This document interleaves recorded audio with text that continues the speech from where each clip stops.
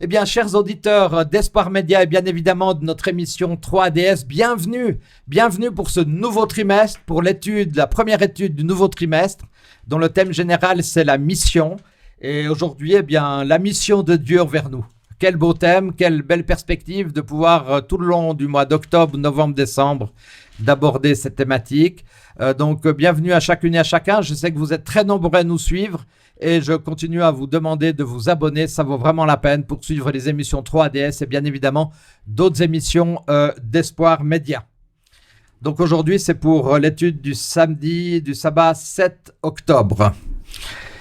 Voilà, donc je l'ai dit, le thème c'est la mission de Dieu envers nous et nous sommes très contents d'avoir avec nous Marcel Ladislas d'un côté, Nicolas Porchet de l'autre. Je crois que vous avez les deux déjà participé à nos émissions 3DS, mais un petit mot de présentation pour ceux on a toujours de nouvelles personnes qui nous suivent. Marcel, merci. Donc, je suis professeur à la retraite. J'ai enseigné à Collonges-sous-Salève comme prof d'hébreu. Et actuellement, pasteur itinérant en Suisse romande. Voilà. Merci beaucoup. Nicolas? Alors moi, je suis donc pas un membre laïque de l'Église. Je fais partie de l'Église d'Yverdon. Je suis marié avec 3 enfants et 5 petits-enfants. Et puis un en devenir qui arrivera au mois de novembre, donc un 6e qui est en devenir. Donc voilà. Du travail. Et je travaille, bien sûr. Je ne suis pas encore à la retraite. Du travail avec les petits-enfants et tout ça. Alors, avec les petits-enfants, ça donne du travail, mais aussi professionnellement, je travaille. Je suis responsable d'une entreprise. Beaucoup de différentes choses à réaliser. Donc, on se réjouit parce que je sais que les deux, vous êtes passionnés par la mission, n'est-ce pas? Oui. Très bien. Donc, on va commencer d'ici quelques instants, on va commencer notre émission.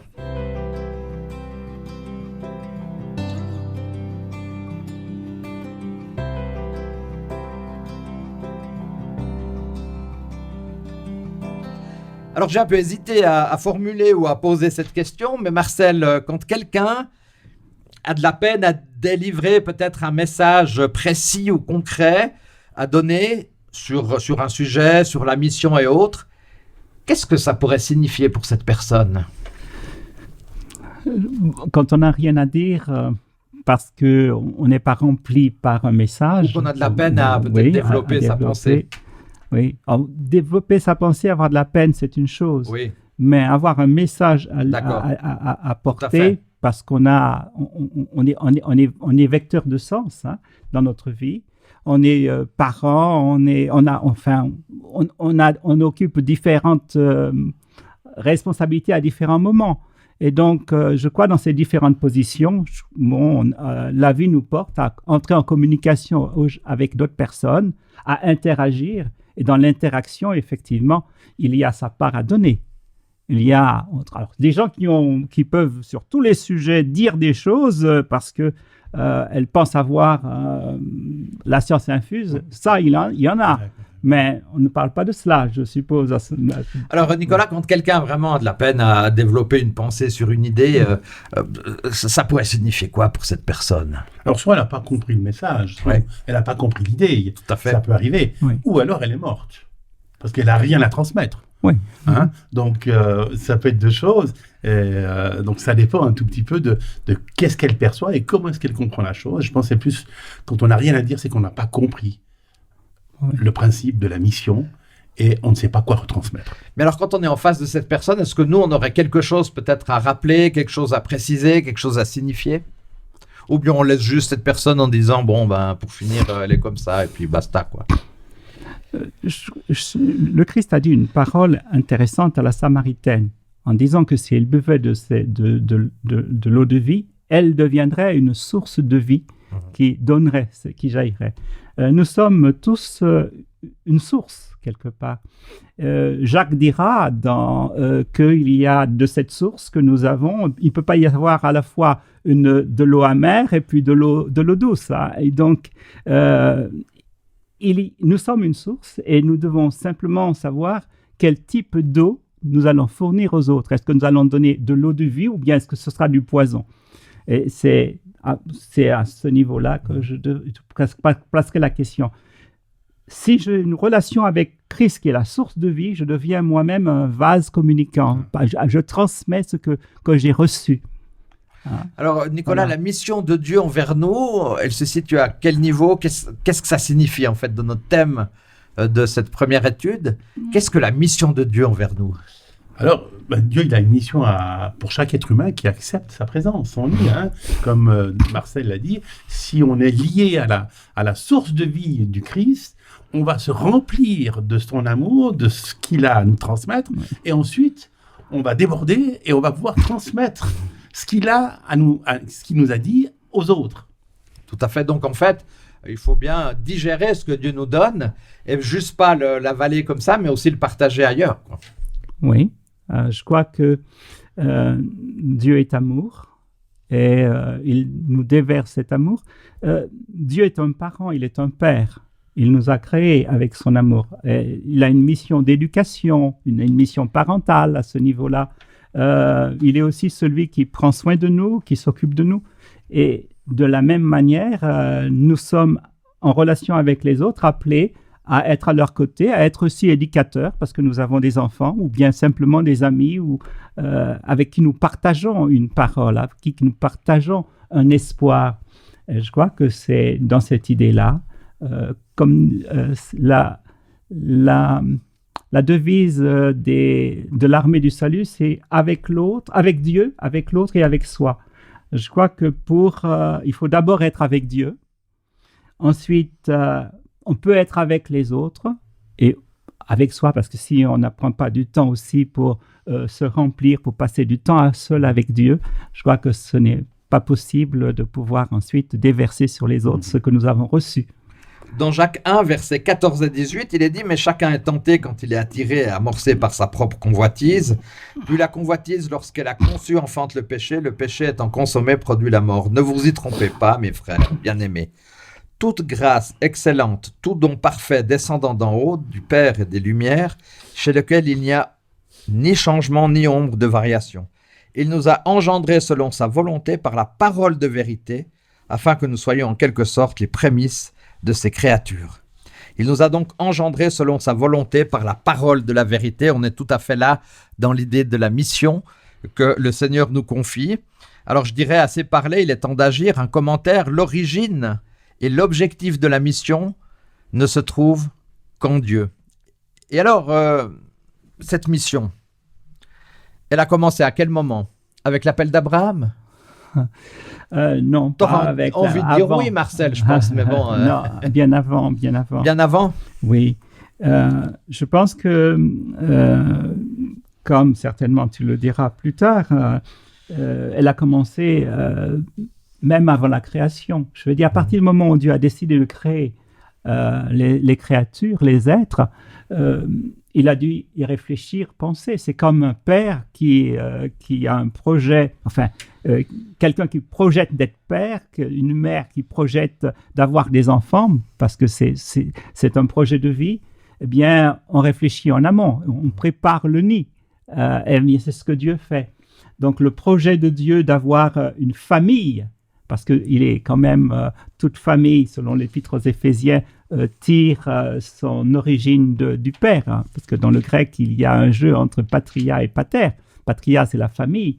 Donc, à partir du moment où Dieu a projeté d'avoir une famille, eh bien, la mission devenait de là, parce que la mission, c'est la responsabilité que l'on a envers l'autre. Dieu étant relationnel, il a une mission d'aimer, de prendre soin, de s'occuper, de protéger la créature qu'il met au monde. Alors c'est vrai que dans la mission de Nicolas, j'ai souvent pensé que ça commençait soit avec Abraham, avec Noé, avec l'Exode, peut-être même à travers le Christ, à travers les voyages de Paul, puisque c'est un grand missionnaire.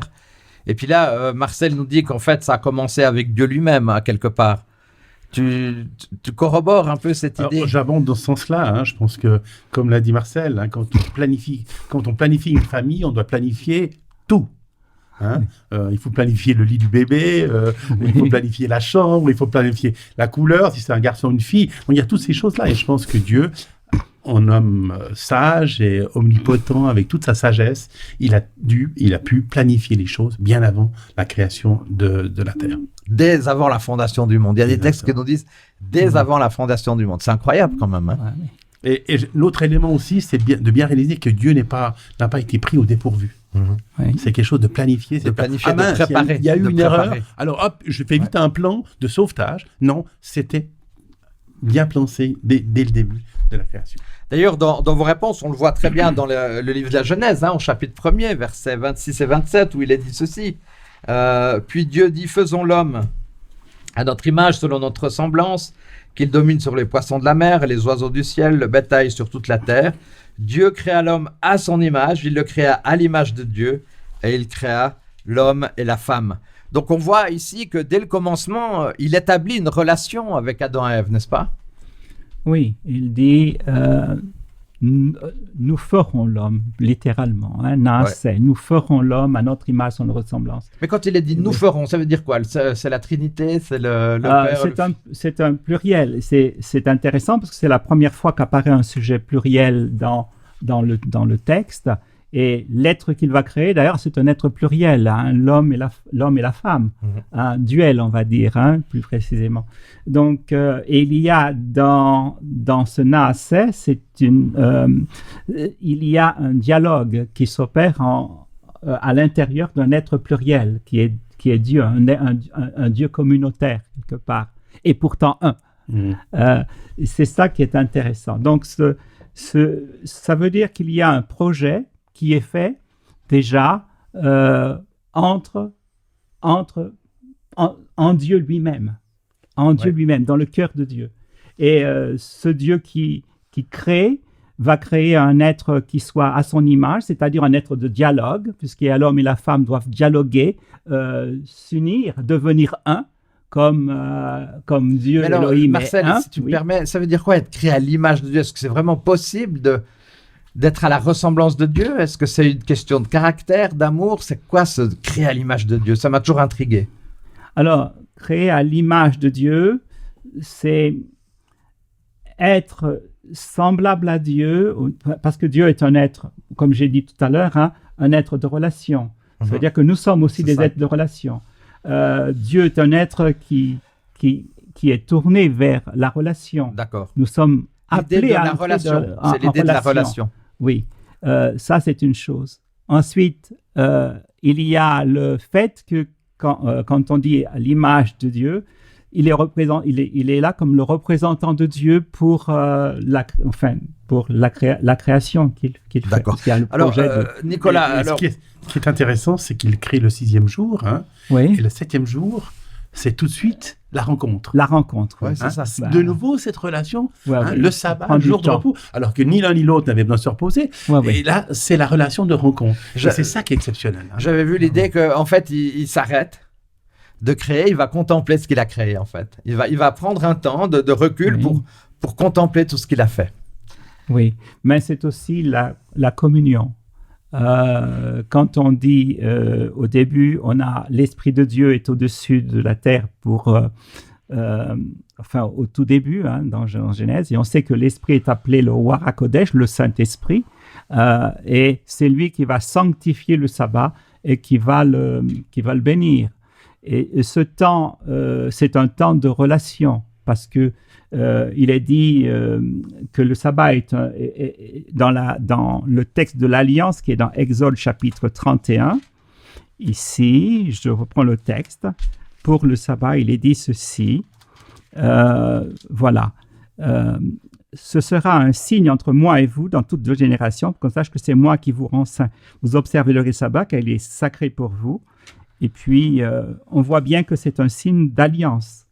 Et ce signe de l'alliance est un signe que Dieu nous a créé pour le lien.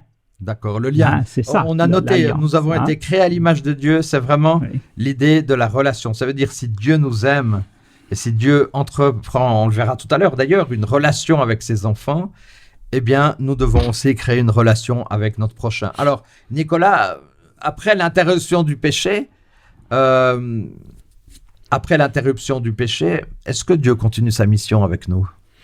Bien sûr. Parce que c'est génial. Quand Adam et Ève ont péché, qu'est-ce qui s'est passé? Il est descendu. Il y a eu rupture, bien sûr, entre l'être, la création qui était parfaite et son créateur. Mais ensuite, Jésus descend dans le jardin d'Éden et il les appelle. Où es-tu? Et c'est cette même démarche qu'il fait avec nous. Où es-tu aujourd'hui? Je vais peut-être trop vite, mais c'est très important. Mais c'est hyper important. C'est pas l'homme qui fait la démarche d'aller vers Dieu en demandant pardon. C'est lui qui intervient et qui cherche l'âme perdue. Si je comprends bien, toute entreprise missionnaire doit être centrée sur une relation avec le Créateur. Comme Marcel nous a très justement dit, moi je trouvais très intéressant son idée que dans le fond, être créé à l'image de Dieu, c'est vraiment l'idée d'une relation. Oui, le péché a créé une rupture, donc dans le lien, et Dieu va faire tout pour récupérer l'homme, pour récupérer ce couple et aussi leurs descendants, parce que de fait, nous sommes tous dans cette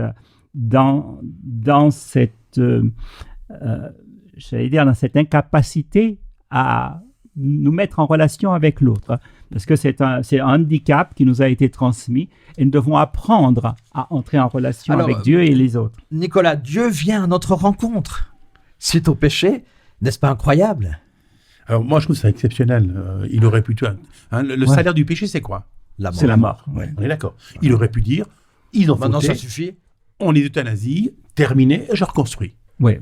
Et il n'a pas fait ça. Il a dit on va leur montrer, et non seulement à lui, mais probablement aux êtres dans l'univers qui existent, il leur a dit, je vais leur montrer l'amour que j'ai pour les gens qui ont fauté. Et ça, c'est exceptionnel. Et puis, vous l'avez évoqué tout à l'heure, je trouve extrêmement... Pour moi, c'est un des textes les plus intéressants. On ne va pas lire tous les versets, mais dans Genèse chapitre 3, on pourrait se dire quels ont été les premiers mots que Dieu adresse à Adam quand ce dernier chute avec Ève, bien sûr. C'était quoi cette phrase alors? Dans Genèse 3, verset 9. Oui, alors je le lis. Donc, Dieu va lui dire, où es-tu? Ouais, alors attends, moi, je sais pas, Nicolas, toi, merci de l'avoir rappelé, Marcel, mais où es-tu? Ça paraît incroyable, c'est un non-sens, non? C'est un non-sens parce que Dieu savait où ils étaient. Il savait quand même bien. Il savait qu'ils étaient dans le jardin d'Éden et il savait exactement où ils étaient, puisqu'eux se cachaient, puisqu'ils s'étaient trouvés tout d'un coup nus. Mais moi, ça m'interpelle parce que il se préoccupe de nous. Il se préoccupe de l'homme. Ok, t'as fauté, cette rupture a été créée, mais moi, je vais raccommoder cette rupture. Mais s'il dit Dieu, où es-tu? Ça veut dire qu'il voulait peut-être, même avec cette question qui paraît être un non-sens, il voulait quand même que ses enfants, Adam et Ève, puissent s'exprimer. Aussi, bien sûr. Dire voilà, je suis là et puis j'ai fauté. Alors, ce n'est pas une question donc de géolocalisation, ça c'est clair, parce que où es-tu? Dieu le sait, comme tu l'as dit. Alors, revenons, si je prends le texte en hébreu, alors, je vais peut-être aller prendre un midrash, le midrash du livre qui s'appelle Echa en hébreu. Tu pourrais juste nous rappeler ce que c'est le midrash? Un midrash, c'est un commentaire un commentaire juif sur le texte. Un commentaire. Un commentaire, juste un commentaire. Donc, on a un midrash sur le livre des Lamentations, et le livre des Lamentations, c'est Echa. C'est le premier mot du texte biblique. Mais ce sont exactement les mêmes lettres qu'on a ici. Ce mot, c'est « hélas ». C'est un cri de détresse qui exprime face à un désastre, combien on est perturbé, travaillé par ce désastre. Et le midrash qui est sur ce mot-là dit que ça rappelle les paroles de Dieu quand Adam a fauté, enfin quand le premier couple a fauté. Dieu est en face d'un désastre et il crie sa lamentation, là, son traîne, en disant « quel malheur » quelque part. Mais Echa, c'est la vocalisation qui a changé. Dans le texte biblique, il n'y avait pas de vocalisation. Donc, c'est pourquoi on peut se permettre de dire Echa. Mais c'est vraiment Echa dans Hayeka, dans le texte, on a pris la peine de le dire, mais c'est pas, en hébreu, on dirait Eifoata, ou bien Eifoatem, où êtes-vous, où es-tu? Eifoata. Eifo, c'est où? Le lieu. Mais Eicha, c'est Ei, qui est une interrogation sur l'être, et l'autre, le Ra, c'est toi. Qu'est-ce qu'il en est de toi? Donc, ce n'est pas un problème de géolocalisation, comme je disais, mais c'est un problème pour que l'homme puisse réfléchir à ce qu'il est advenu de Moi, lui. j'ai toujours pensé, alors tu confirmes sûrement dans l'original, j'ai toujours pensé que c'était l'idée « Où en es-tu » c'est ça, où es-tu, c'est un peu l'idée « Où en es-tu » C'est ça l'idée. C'est ça l'idée, en fait. Où en es-tu? Et pour revenir au texte, le fait de poser une question, c'est important. On dit que la sagesse, rorma en hébreu, c'est ror, c'est l'hameçon, et puis ma, c'est la question. D'ailleurs, les points d'interrogation, la forme d'un hameçon. Hein, vous allez à la pêche, vous utilisez l'hameçon pour pouvoir. Et la sagesse, c'est savoir poser les bonnes questions. Et la sagesse de Dieu, il a créé l'homme pour que l'homme puisse réfléchir et devenir sage. Ils ont fait quelque chose de stupide. Maintenant, il faut qu'ils reviennent à leur bon sens. C'est intéressant. Et revenir à son bon sens, oui. Tu disais? Non, continue. Oui, revenir à son bon sens, c'est pouvoir faire la lumière sur soi et sur la relation qu'on a avec Dieu. Parce que mon moi est déterminé par cette correspondance que j'ai avec Dieu et avec les autres. C'est intéressant, Nicolas, cette idée « Où en es-tu » Oui. Non, c'est sûr. Et c'est une question que nous, chacun, devons nous poser. Oui. Où est-ce qu'on en est? C'est ce que j'allais vous demander. Avec notre relation. Comme ça, je ne suis pas obligé de la poser. Est-ce qu'on est accroché à la source de la vie ou simplement, par habitude, on va à l'église et autres, et en fait, notre relation est rompue, ou elle est merci toujours Nicolas connectée. Pour cet appel, chers auditeurs, on pourrait se dire, moi, le premier, où en sommes-nous aujourd'hui dans nos vies? Et je pense que c'est une question concrète, aussi existentielle, qui est très importante. Où en sommes-nous? Est-ce que notre relation avec Dieu fonctionne? Est-ce que ça nous arrive des fois de dévier la relation qu'on entretient tous les jours avec Dieu? Est-ce que ça nous arrive de dévier dans notre foi, dans notre sens de la mission, puisqu'on parle aujourd'hui la mission de Dieu envers nous? Est-ce qu'on accepte cette mission que Dieu nous confie? Tout ça, c'est des questions où on pourrait se dire aujourd'hui aussi, où en sommes-nous dans nos vies de tous les jours? Alors, oui. Ça me rappelle quand quand Caïn a fauté, Dieu va aussi lui poser une question. Hein? Il a tué son frère et la question qui est posée, où est-il maintenant? C'est où est ton frère? Dieu ne demande pas seulement où nous en sommes, mais où est le frère qu'il nous a confié. Et c'est important de savoir, de pouvoir se poser ces questions-là, parce que ces questions-là nous définissent en tant qu'être humain. Là, on revient sur cette idée de relation. Hein. Oui. L'idée, ça c'est typiquement une idée de relation. Ça veut dire, il n'y a pas seulement toi, mais il y a les personnes qui t'entourent. Voilà. Hein? Donc nous sommes responsables de l'autre. Et puis, la phrase, suis-je le gardien de mon frère? Hein? Donc, c'est malheureusement, c'est là où la mission est. Nous sommes tous gardiens du frère. Et Dieu nous demande des comptes sur ce que nous avons fait de l'autre. Ou nous n'avons pas fait pour l'autre. Merci beaucoup. Après le déluge, le peuple de Babel décide de se réunir en un seul lieu pour bâtir une ville et une tour qui parviendrait jusqu'aux cieux. Ça aussi, on est en plein dans l'orgueil un peu humaine. Et Dieu décide d'intervenir en confondant leurs langues dans le but de disséminer dans le monde entier. Pourquoi est-ce que Dieu décide de complexifier en fait la situation là? Mais dans Genèse 1, on se rend compte qu'il avait donné un ordre aux humains. C'était quoi? Multipliez-vous et installez-vous jusqu'aux extrémités de cette terre. Et qu'est-ce qu'ont fait les gens de Babel? Ils se sont dit non, on veut nous regrouper. On a peur de ce qui s'est passé, donc du déluge, et on va construire une tour qui va monter jusqu'au ciel pour être protégée de ce que Dieu pourrait faire contre nous. Et c'est assez intéressant de devoir se regrouper et Dieu va devoir intervenir de nouveau. Dieu voulait plutôt une relation on parle encore une fois de relation, mais quelque chose d'horizontal alors que veulent un truc tout à fait vertical. Ils voulaient se faire un nom. Ils voulaient un univers qui soit concentrationnaire. Tout le monde qu'il y ait un même langage et une même parole.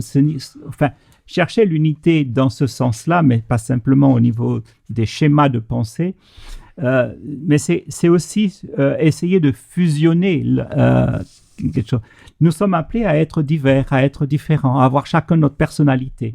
Et c'est dans le respect de l'autre pour ce qu'il est ou ce qu'elle est, la richesse qu'elle peut apporter, c'est cela qui est important. La prise en compte de l'autre dans la relation.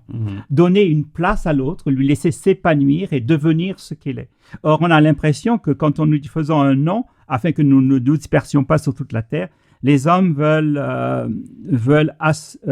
faire une sorte de un camp de concentration. Il n'y a qu'un seul monopole, une seule pensée, la pensée unique, une seule race, voilà. Quelque chose de monolithique. À un moment donné, c'est hyper dangereux. Et puis, on a vu à travers l'histoire que cette idée-là nous a amené à des déviances terribles. Oui. Après, il y aura la dispersion, puis on parlera des langues différentes. Mais le fait de parler des langues différentes va obliger les gens à essayer de chercher à se comprendre.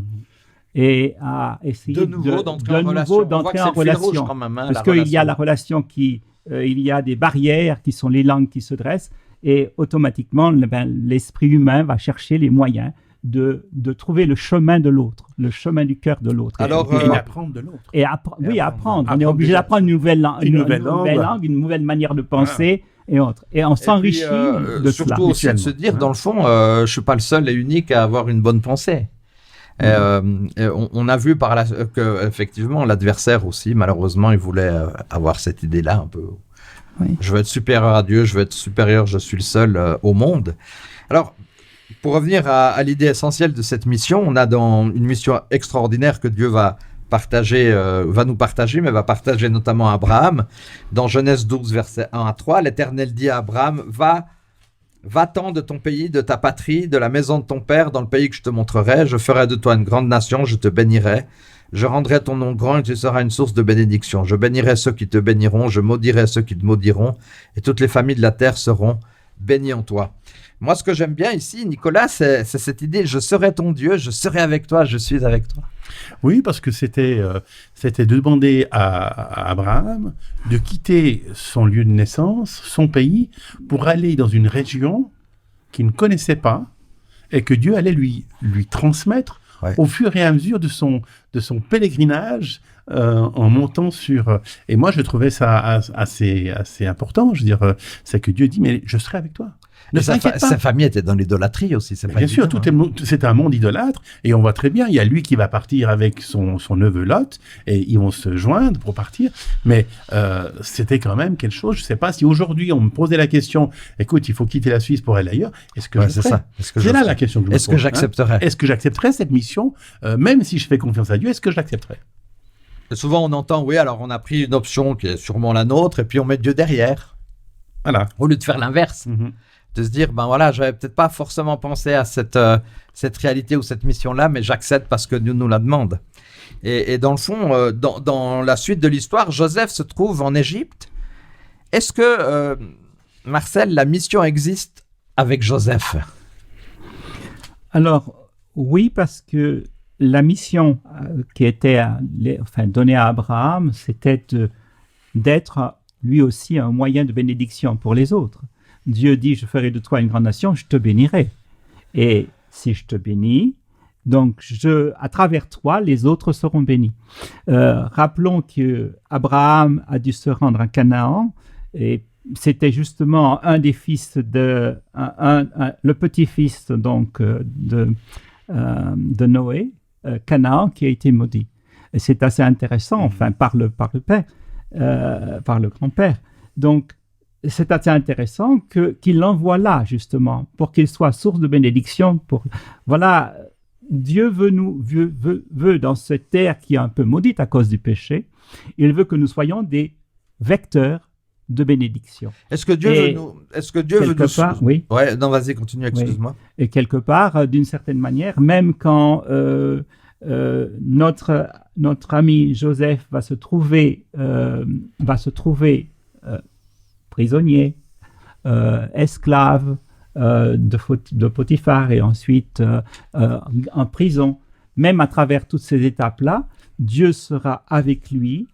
Et le fait que Dieu soit avec lui, il devient vecteur de bénédiction, non seulement pour lui, et, parce que sa situation s'améliore, on voit, mais il deviendra le moyen par lequel il va sauver même ses faux frères, ceux qui l'ont trahi. Et voilà. Donc, est-ce que Dieu veut nous sortir de notre zone de confort ? Alors, je pense que si on fait confiance à Dieu et qu'il nous donne une mission, oui, probablement qu'on va devoir sortir de notre zone de confort. Et c'est ça qui est très gênant. Pas simple, hein ? Pas simple, parce qu'on a des habitudes, on a des coutumes, et tout d'un coup... mais je dirais, l'évangile en lui-même nous sort de notre confort, de nos habitudes. Aller vers l'autre, c'est pas toujours facile. Tout à fait. Accepter les différences, c'est pas toujours facile. Accepter les coutumes différentes, c'est non plus pas facile. Donc, accepter l'autre, c'est généralement compliqué. Alors Dieu va envoyer Moïse vers Pharaon comme libérateur de son peuple qui était esclave en Égypte en lui disant « Je serai avec toi ». Alors, un petit commentaire très bref, hein, Marcel et Nicolas, qu'est-ce que ça signifie pour nous dans nos vies de tous les jours, dans cette expérience de la mission « Je suis avec toi ». Alors, je suis avec toi. Alors, comment concrètement dans ma vie, je peux être certain que Dieu est avec moi? Alors, c'est vrai que nous avons fait des choix qui n'ont pas été très confortables au départ. Hein. Le fait de devenir chrétien, c'est souvent une source de conflit avec la famille environnante, des fois. Hein. C'est pas tous qui comprennent que, on veut on veut observer le Shabbat, alors que eux ne le font pas, et puis c'est plus confortable pour avoir un travail, tout cela. Donc, il y a des éléments qui permettent... Donc, il y a ce fait-là. Et puis, une fois que j'ai accepté, que j'ai pris le pas, que j'ai décidé, bien, qu'est-ce qui a fait que j'ai fait le choix? Parce que j'ai un Dieu qui m'aime, ça c'est parce que j'ai la parole de Dieu qui me le dit. J'étudie cette parole, j'écoute la voix de Dieu. Et cette présence de Dieu dans ma vie, elle est dans la parole que je lis, que je médite. Et cette présence de Dieu, elle est aussi en moi, dans ma conscience. Quand je me mets à l'écoute de cette parole, j'ai une voix qui me parle à l'intérieur. Et ce Dieu qui me parle à l'intérieur, dans la prière, dans la communion avec lui, j'ai cette présence-là. Et ce sentiment de présence-là est quelque chose de merveilleux. Dieu, alors, oui. Emmanuel, Nicolas, signifie Dieu avec nous. C'est magnifique, ça aussi. Dieu avec nous. Dieu avec nous. J'abonde dans ce que dit Marcel. L'étude de la parole de Dieu doit nous rendre certains qu'il est avec nous. Oui. C'est une certitude. Oui. Et on le voit dans nos vies. Et ce qu'il faut faire attention, c'est de bien observer que Dieu intervient dans nos vies. Voilà. Parce que souvent, on dit « Ah, mais il n'est pas là, il n'est pas présent. J'ai j'ai ça. » Mais il est dans nos vies et il intervient. Et c'est dommage qu'on n'ait pas des lunettes spéciales pour voir comment les anges sont autour de nous à nous protéger. Oui. Et pour moi, c'est une dimension exceptionnelle de sentir cette présence de Dieu qui est là, qui nous guide et qui nous amène à le connaître encore plus. On a ce magnifique texte de Jean 14, verset 6. Lorsqu'il y a ce dialogue entre Jésus et Thomas, à un moment donné, Jésus lui dit « Je suis le chemin, la vérité et la vie. Nul ne vient au Père que par moi. » Ça aussi, c'est d'une grande... Alors, on connaît très bien ce texte, bien évidemment, mais c'est une grande profondeur, un peu comme ce texte de Jean 3,16, qu'on connaît très bien. Car Dieu a tant aimé le monde, expérience, plus avec Thomas, mais avec Nicodème. Car Dieu a tant aimé le monde qu'il a donné son Fils unique, afin que quiconque croit en lui ne périsse point, mais qu'il ait la vie éternelle. Est-ce que là, on fait un lien entre l'amour et la mission de Dieu, dans ce texte de Jean 3,16 ? Oui. Est-ce que je suis animé du même amour que Dieu ? Je pense que quand on a un père, on a les mêmes préoccupations que ce père. Je veux dire par là, Dieu est amour. Dans ma prière, moi souvent, je me demande est-ce que Dieu est préoccupé par moi, mes problèmes, mes soucis. Et je suis, comme tout un chacun, je suis bien heureux que Dieu mette la main dans ma vie et de voir sa main à l'œuvre. Mais est-ce que moi, je me préoccupe des soucis de Dieu? Et son souci essentiel, c'est d'amener aussi mes autres frères au Seigneur. Et cette mission, elle est là. Elle est là. Tout à l'heure, on a parlé de suis-je gardien de mon frère? Et je crois que la mission essentielle, c'est d'être le gardien. Le premier gardien du frère, c'est d'abord Dieu lui-même. Il est gardien de tous ses enfants. Et il voudrait tous nous préserver et nous sauver. Malheureusement, bien sûr, c'est nous, avec notre volonté, qui lui dit non. Enfin, on peut dire, Dieu a mis comme limite à sa toute-puissance la liberté d'une âme. Il ne veut pas y outrepasser. Mais je peux aussi, comme Dieu, contribuer à faire les autres prendre conscience qu'ils doivent se mettre sous cette lumière-là et vivre dans la lumière de Dieu. Il faut que, si je sais si j'ai les moyens de sauver quelqu'un parce que je connais le remède, eh bien, si je ne le fais pas, je suis un meurtrier. Or, nous avons ici la parole de Dieu. Est-ce que nous la partageons avec ceux que nous côtoyons tous les jours? Est-ce que je prends la peine d'aller voir mes voisins, d'aller voir mes amis? Est-ce que je parle avec mes collègues de travail? Est-ce que je parle avec ceux que je rencontre, mes voisins qui sont là? Est-ce que je partage cet amour que Dieu a pour eux et pour moi? Cet amour de Dieu pour nous. Nous devons tous partager cet amour pour que les autres puissent venir aussi. Et nous sentir responsables de l'autre. Nous devons être responsables, tout comme Dieu. Voilà, exactement. Oui. C'est ça. Donc toi, Nicolas, dans ton travail, comme tu vois beaucoup de monde, il me semble que tu as déjà témoigné passablement de fois sur ce que tu es en train de vivre. Il me semble que tu peux exercer dans ton travail aussi une certaine mission. Alors, ça arrive assez souvent même. D'ailleurs, quand je regarde toujours les bibliothèques des gens. Et quand il y a la Bible ou d'autres choses... Tu te rappelles juste ton travail, tu fais... Alors, moi, je suis responsable d'une société de services dans le nettoyage industriel et revêtement de sol. Donc voilà, moi, je vais souvent à l'intérieur des maisons, je côtoie des gens et j'arrive à percevoir, à dire, tiens, il y a une Bible. Et j'essaye toujours d'impliquer une certaine discussion. Alors, des fois, ça tombe à l'eau, dire, écoutez, ça, je l'ai reçu à mon mariage, j'ai même jamais ouvert, j'en ai rien à cirer. Ouais. Et puis d'autres qui se mettent à discuter. Ah, vous êtes croyant? Ah, ben écoutez, c'est intéressant. Et on a des échanges multiples sur différentes choses, et pas seulement sur le nettoyage, mais sur quelque chose de beaucoup plus personnel, beaucoup plus privé. Et ça, c'est beaucoup plus intéressant. Alors des fois, ma femme se plaint, elle me dit, comment? Pour un rendez-vous, t'as mis 3 heures. Je dis, c'était un autre rendez-vous, c'était un rendez-vous spécial. Voilà. Il y a le travail, puis après, il y a la mission au sein du travail. Donc, c'est vrai que ça, c'est quand même quelque chose d'important. Dans l'évangile de Jean, au chapitre 1er, verset 14, il est dit que la parole est pleine de grâce et de vérité. Est-ce que tu as un commentaire là-dessus, Nicolas, sur cette parole qui est pleine de grâce et de vérité, en fait? Est-ce que tu as déjà ressenti cette idée de grâce et de vérité à travers la parole? Alors oui, moi je pense que en lisant la parole de Dieu, on sent cette continuité dans la parole de Dieu, et c'est une certitude que la parole est vraie, elle est en nous, et puis que c'est une grâce de l'avoir reçue, parce que tout le monde ne l'accepte pas, et maintenant, il faut la faire, il faut la transmettre, et continuer cette mission que Dieu nous a demandé de faire. Pleine de grâce et de vérité, c'est quand même cette réalité-là. Marcel, pourquoi même ce que Jésus a dit n'a pas toujours été accepté par ses auditeurs? Alors, comme j'ai dit tout à l'heure, Dieu a mis comme limite à sa toute-puissance la liberté d'une âme. Ouais. Nous sommes libres d'accepter ou de refuser. Nous avons tous une conscience. Dieu parle dans cette conscience-là. Il essaie de nous convaincre. Souvent, je dis aux gens, je ne suis pas l'avocat de Dieu. J'en suis que le témoin. L'avocat de Dieu se trouve déjà dans la conscience des uns et des autres. Le Christ a été rejeté. Bon, c'est vrai. Donc, il y aura des gens encore qui le rejetteront.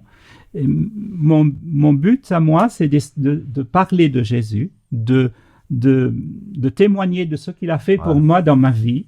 Sans forcément forcer à la personne à... on raisonne comme tout autre, on essaie de raisonner, mais le but, c'est pas souvent de raisonner, le but, c'est d'essayer aussi... Alors, bien sûr, il faut cela donner raison de sa foi, dira Pierre, mais il y a aussi le fait de dire ce que Dieu a fait personnellement pour moi, dans ma vie, comment je le trouve impliqué dans ma vie, je le vois, je peux le dire, le certifier, les autres peuvent aussi le voir dans ce qu'on fait.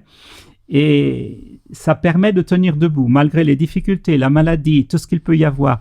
ce sont la présence de Dieu dans la vie d'un chrétien, c'est avoir, c'est être boosté, je veux dire, c'est extraordinaire. Nicolas, tu vois... Mais je me pose la question si la personne refuse, oui, c'est aussi notre part de responsabilité, parce qu'on n'a peut-être pas, on n'a pas été à la hauteur, ou on n'a pas demandé la sagesse que Dieu devrait nous donner pour parler à l'autre. Et c'est ça ma préoccupation. Est-ce que quand je parle à l'autre, est-ce que je suis rempli du Saint-Esprit pour transmettre ce message, ou ça vient de moi un peu orgueilleusement, je connais les textes, je vais le dire voilà, et ça s'arrête là. Bon, après on doit accepter que c'est pas seulement par notre parole que la personne va accepter, il y a peut-être la prière, le Saint-Esprit qui va jouer un rôle aussi dans un deuxième temps, hein. Il y a aussi cette qualité-là. Il y a l'Esprit de Dieu, comme tu as dit, qui est à l'œuvre et qui doit nous aider. Qui est suffisant pour ces choses, dira Paul. Nous sommes tous insuffisants. Mais ce qui est important, c'est de savoir que Dieu, lui, a des cartes que nous n'avons pas, et c'est lui qui travaille. Comme j'ai dit, c'est lui qui est l'avocat dans le cœur de chacun, le paraklétos. C'est lui qui va discuter, c'est lui qui va parler. Au cœur de chaque personne, il y a déjà, plus proche que moi je peux l'être, il y a déjà Dieu lui-même. Et c'est cela qui fait que la mission a du sens. Parce que Dieu s'occupera. Merci beaucoup. Alors je sais, il y a tellement de choses à dire encore, Marcel, on aurait encore envie de dire plein d'autres choses. Mais le temps avance, le temps est terminé. Donc j'aimerais, cher Marcel, cher Nicolas, vous remercier infiniment pour cette première étude. J'espère qu'on a bien lancé aussi ce nouveau trimestre sur la mission.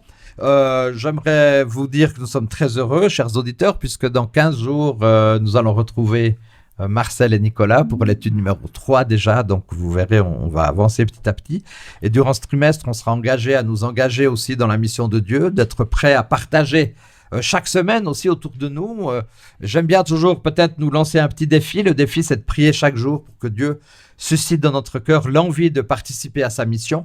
Et peut-être même d'une manière pratique, cherchons à connaître le prénom d'une personne, un voisin, un collègue, et prions pour cette personne.